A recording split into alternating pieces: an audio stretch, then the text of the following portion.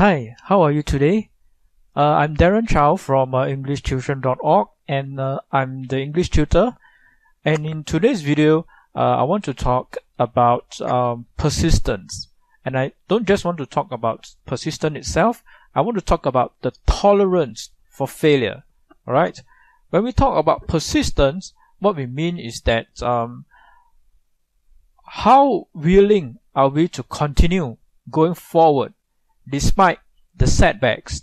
So many times, okay, when we encounter setbacks, okay, every single setback that we experience, we always have that feeling of feeling upset or feeling down or feeling frustrated, and all those emotions come together to make us feel like giving up.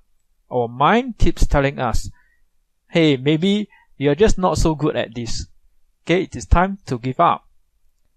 But if you continue doing something over and over and over again without giving up, then something magical happens, right? We find that we are able to evolve, we are able to adapt, we are able to do something better and better and better, and eventually achieve success. Now, admittedly, the process from failure to success, or the journey, could be a very long one, right? Depending on the challenge that you have decided to undertake. So let's pick a simple example that everyone can relate to. Let's, for example, say today we want to learn how to shoot a basket in a basketball court. Now, the very action of shooting a basket can be explained very simply in theory. Okay, so we lift our elbow, okay, and we use the elbow as a pivot. Okay, and then the wrist will help to support the ball, and the other hand will be placed on the ball as support as well. And then we bend our knees to try to provide us with the balance and the power. And with one single fluid action, we make the shooting action. Of course, the very first attempt that we make this action, we may not even come close to hitting the basket.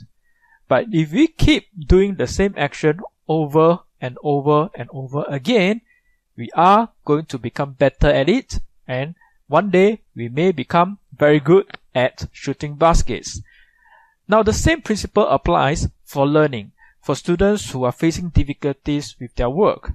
Unfortunately, when it comes to academic exercises, okay, the answer may not be so simple, right? And sometimes we may not be so fortunate as to meet somebody who is able to explain everything so clearly that we are able to understand them, right? The first time we hear those explanations, and sometimes we even need repeated explanations, more examples to be able to eventually understand the concepts or the ideas that are being explained.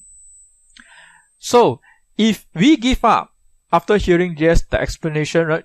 Not just the first or second time, then we may never come to the situation whereby we understand the topic fully, right? But if we are persistent enough, okay, and we continue to pursue the topics, okay, with dogged determination, all right, then one day I think we can look forward to saying that we have successfully mastered the topics. Of course, living in the real world, nothing is ever so simple. Okay, students get promoted from one level to the other, primary 3, primary 4, and primary 5, primary 6, sec 1, sec 2, and so on. So the difficulty level keeps on increasing, whether you like it or not. So you do not have the luxury of time. Students do not have the luxury of time to sit around and practice 1,000, 10,000 or 100,000 times, right? Before they eventually get it. Okay, so the ability to comprehend concepts or to grasp concepts becomes very important as well, because that helps to speed up the pace of learning, so that we become more able to cope with the difficulty of the exercises that are being set in school. All right.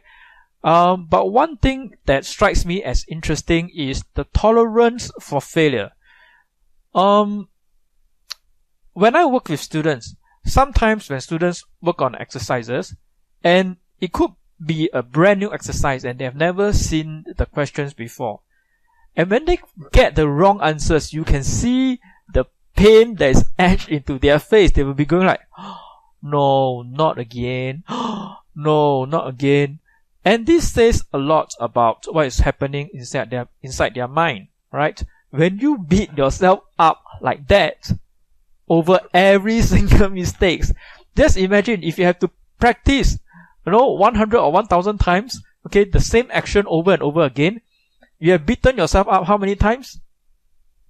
Numerous times, so many times that you lost count. And this kind of beating yourself up is a form of self-sabotage, alright? You are telling yourself to give up, and nobody likes to experience pain, alright? When we experience pain, our natural instinct would be to say, hey, let's give up.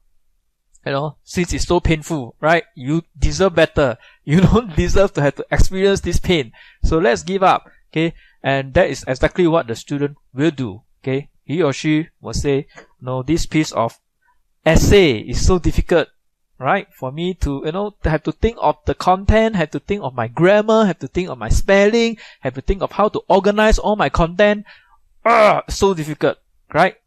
And my teacher comes back to me and gave me a failing grade, right? So let's give up, right? So students who tend to do well has what? A stronger level of tolerance for failure.